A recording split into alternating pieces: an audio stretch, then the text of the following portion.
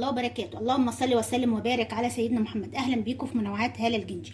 النهارده بقى وصفه جباره جامد جامد جامد. انا قلت لكم الفتره اللي جايه دي هتبقى وصفات طبيعيه للاهتمام بجمالنا واهتمام ببشرتنا وجسمنا قبل الشتاء، لان تغيرات الجو هتبهدل بشرتنا جامد جدا، فلازم ان احنا نهتم بيها اكتر من الصيف. وزي ما انتم شايفين اهي، دي بقى ثمره معجزه اللي هي القاقة.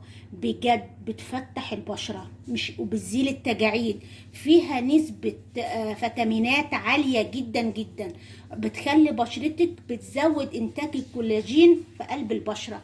بجد رائعة جدا، وسبحان الله موجودة دلوقتي عندنا وهتستخدميها. بجد هتخلي بشرتك، هتشوف الفرق انت قدام من اول مرة. اي الثمرة طبعا هنهرسها واجيلكم زي ما انت شفتي اهي. بصوا اهي، انا هرستها اهي اهي، اهرسيها اهي زي ما انتوا شايفين اهي. طبعا انا اهي زي ما انتوا شايفين. بصوا اهي اهي. هروح انا حاطه معلقه نشا كبيره اهي. النشا حلو جدا، بيفتح البشره، وكمان بيعالج الناس اللي عندهم حساسيه من البشره. بجد حلو جدا جدا، بيفتح بشرتك كمان حلو قوي اهي زي ما انتوا شايفين اهو. هنفضل نقلب فيه اهو. بصوا جماله ولونه جميل جميل جميل اهو. بصوا اهي. طبعا في حتت اهي معموله، طبعا احنا ممكن نعملها بالمضرب، ما فيش مشكله ابدا لو انت مش عايزاها، بس هي كمان بتبقى حلوه جدا اهي. هنحط بقى معلقه زبادي عشان نزود قيمه الماسك.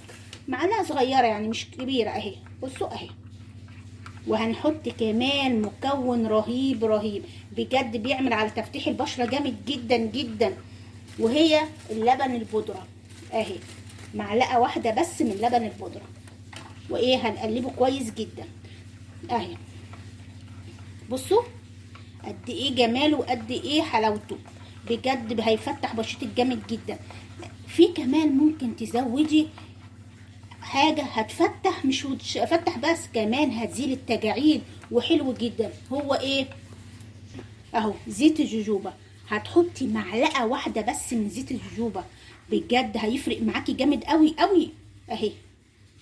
هتحطيها اهي وتقلبيها. هتروحي عامله بقى، حطها على بشره نظيفه جامد جدا. هتحطيها لمده قد اهو. بصوا اهي، تفضلي تدعكيها كده اهي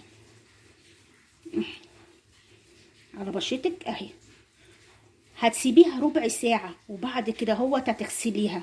هتلاحظي فرق جامد جدا، بجد هتنبهري من النتيجه.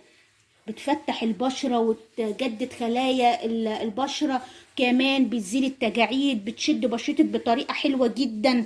بجد حلوة قوي قوي قوي قوي قوي. اتمنى يا رب ان الفيديو يكون نال اعجابك. لو نال اعجابك ما تنسيش دعمي والاشتراك في القناة وتفعيل الجرس ولايكات كتيرة حلوة زيكم، وبحبكم جدا. والسلام عليكم ورحمة الله وبركاته.